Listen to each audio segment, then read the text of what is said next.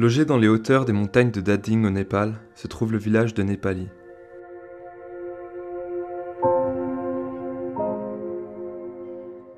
Les habitants, régulièrement, se rassemblent sur la place centrale pour discuter.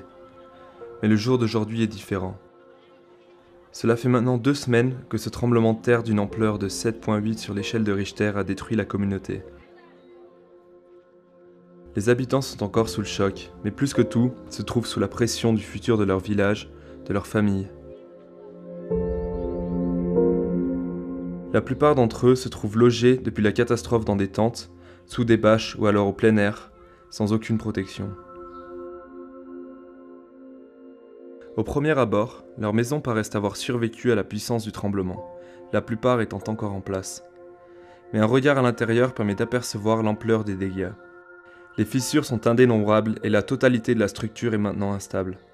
Les bâtiments sont laissés à l'abandon. Chaque réplique du tremblement, quotidienne en ce moment, pourrait détruire le reste de la maison.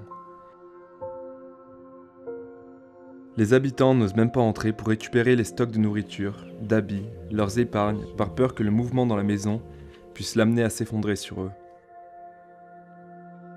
Ils veulent détruire eux-mêmes le reste des bâtiments de façon à pouvoir récupérer ces denrées vitales, mais une fois de plus, la peur d'un accident est très présente. La plupart d'entre eux attendent une aide professionnelle. Aujourd'hui, les habitants se rassemblent sur la place centrale du village. Ils attendent avec impatience une aide supplémentaire de la part de Adra. Certains d'entre eux ont déjà reçu des bâches, et l'attente d'aujourd'hui est un approvisionnement alimentaire d'urgence.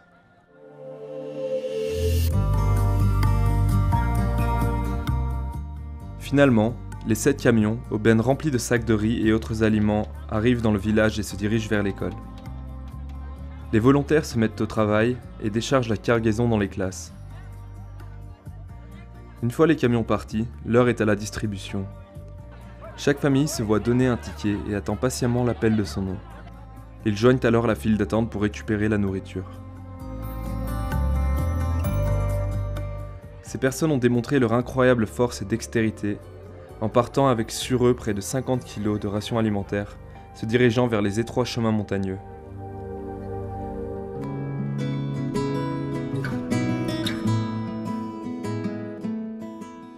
La population népalaise est forte et résiliente. Ils se redresseront de cette crise dès que leur sera offerte la possibilité d'être indépendants et autosuffisants. Jusqu'à ce moment, ils sont extrêmement reconnaissants pour l'aide qui leur est fournie. Grâce à votre générosité, Adra fournit des aides d'urgence à de nombreuses familles. Une fois de plus, merci beaucoup pour votre constante aide à la population népalaise.